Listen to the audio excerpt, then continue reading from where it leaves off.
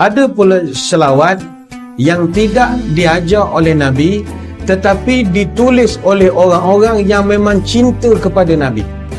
Dan mereka ini terdiri daripada sahabat-sahabat Nabi juga. Sampailah para ulama, sampailah ke zaman kita sekarang.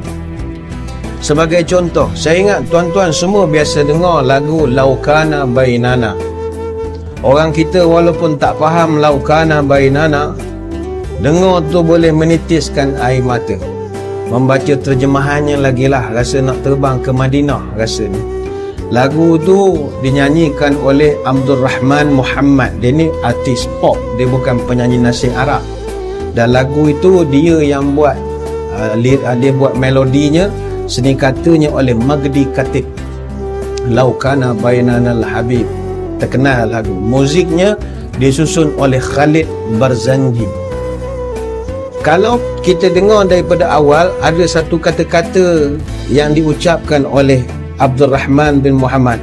Ya Rabbi qad ghafilna wa qulna tama'u bi'afwin wa fi karamin. Yang itu adalah sajak Hasan bin Thabit radhiyallahu anhu. Yang mana sahabat Nabi, dia buat satu sajak puji Nabi. Dia campurkan dengan gurindam Arab yang dah berusia ratusan tahun. Dia kumpul, dia gabung, jadilah lagu Laukana Bainanal Habib. Nangis orang dengar lagu ini. Itu puji-pujian pada Nabi. Zaman Nabi tak ada lah benda itu, puji-pujian.